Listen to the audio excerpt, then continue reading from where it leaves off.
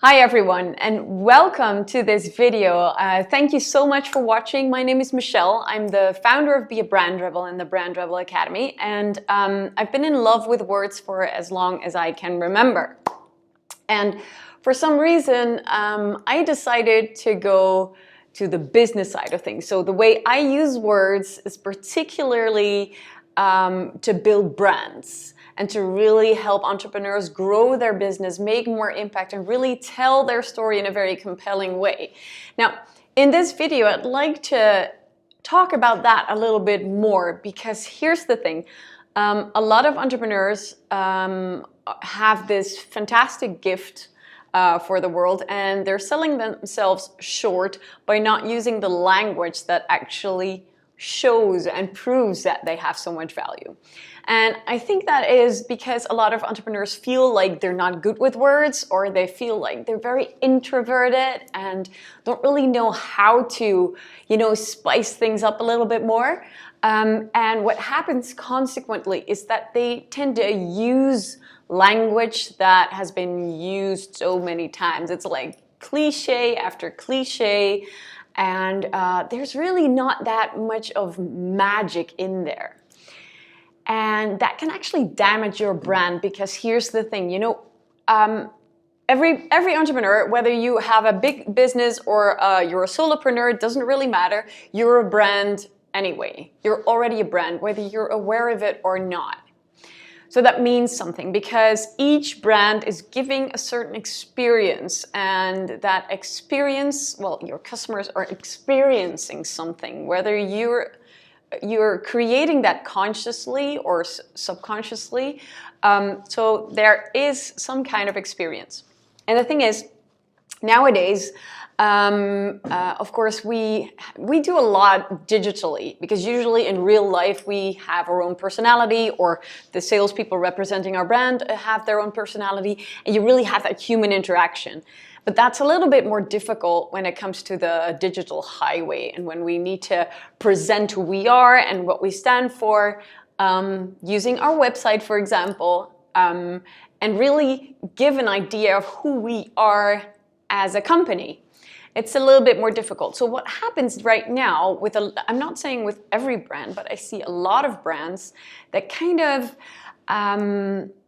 on their website, for example, or in their social media, they are paying attention to the web design, which is very, very important. Don't get me wrong, which is very important, but they kind of forget the language a little bit.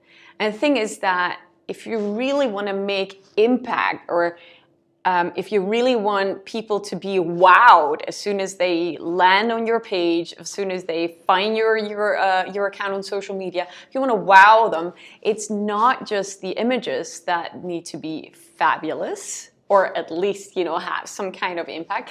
It is the combination of all of it. So it's the flow of the website, for example. It is the coloring. It is the font type. It is the language. It's everything. So everything combined will create an experience.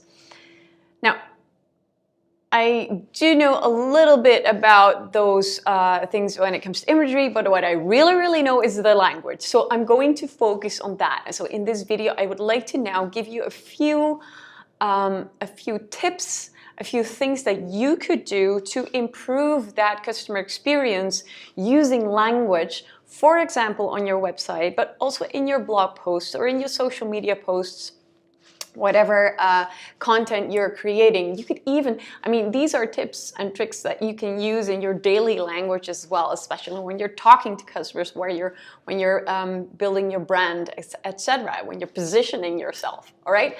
So, of course, the very first thing is that you need to understand, you need to know who you are. You need to know who you are, what you stand for, the type of brand that you want to position. You need to know your customer. You need to know your ideal customer. I'm not talking about everyone, because you cannot satisfy everyone. You just want to work with the people that you actually want to work with, fun customers. Those are the people that you want to focus on. So I would like to urge you to specify for yourself Who is your audience? Is your ideal client, like the people that you really want to have fun with? I'm not talking about the demographics necessarily, not only. I'm also talking about, so who are they? What kind of character traits do they have? You know, what type of person would really match your brand? Because if you know that, as soon as you know that type of customer, that you can adjust the experience that you're about to give them to that. So then you want to think of, that's the second step, is think of what type of experience do you want to give them? Do you really want them to feel activated and empowered? Or do you want them to feel safe and secure? So these are all different. This impacts the way that you position yourself. So, for example, in language, that could be let's talk about written language for a second. If you're using a lot of short, punchy sentences, that gives a little bit more of a masculine feel. And that could be, for example, if you're talking about mindset, you want the no-nonsense, want to make some no-nonsense statements, then I would definitely say go for the short sentences that are punchy. But if your message requires some refinement, maybe your message needs, it's a little bit more sensitive, for example, then sometimes you might want to use softening words like maybe or perhaps, and you want to use a little bit more words in a sentence to create some kind of flow. You know, you want to create a little bit of poetry, so to speak. So you can play with that, and as you can hear and feel this right now, I'm giving you examples of this. I'm also using my voice and the speed of my voice to alter with that to give a different experience. Now, but if you're doing that in written language, then I would say, use softening words like perhaps and, maybe, and use a little bit more words to create a little bit of a flow in it. All right? So those are two different ways, like the punchy sentences or the poetic, flowy sentences.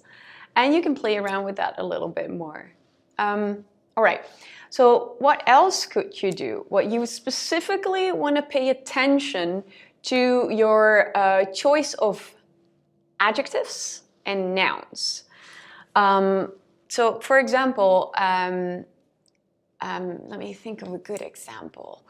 All right, so if you're talking about something that's very solid, which is an adjective, something that's solid or robust, that gives a feeling of, okay, so this is something very reliable, it's very strong, very, solid. Of course, the word itself says it already.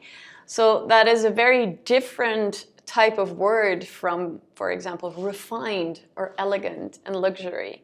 So of course you want to really pay attention to, okay, so what kind of adjective am I using here?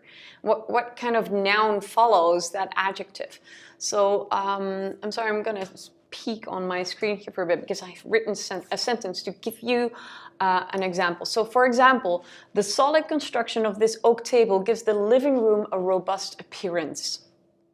So it's very solid, So now I've used somewhat different words to describe a similar product. The sophisticated design of the oak table gives the living room an elegant look. So in both cases, I'm talking about an oak table, but they have a different feel and a different vibe, all right? So that's how you could play with that. So nouns, adjectives, very important. And of course, now you're thinking, but my vocab isn't that extensive. I have no idea how to come up with words that could actually bring out that experience. Well, you don't really have to be a wizard to be good with become good with words, because there's a few tricks that you can learn, or just, it's actually very simple.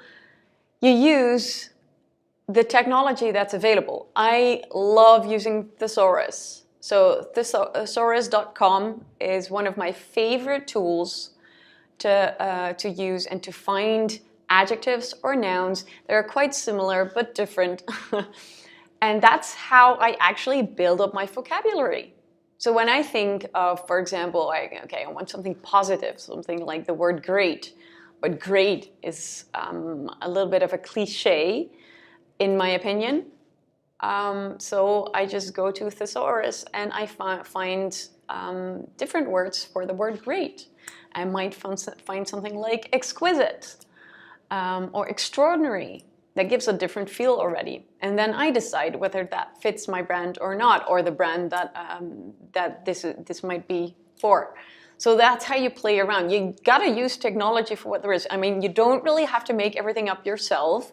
You can just use what's available, you know? Use the websites that think for you. Why not? And it's not just thesaurus.com. I mean, there's tools in your in Office, for example, that you can use. It's very simple. Okay, so what else could you do? Well, you specifically really want to make statements. When it comes to your brand, you don't want to stay safe. You want to be very clear in what you believe in and what you think of your profession and your industry.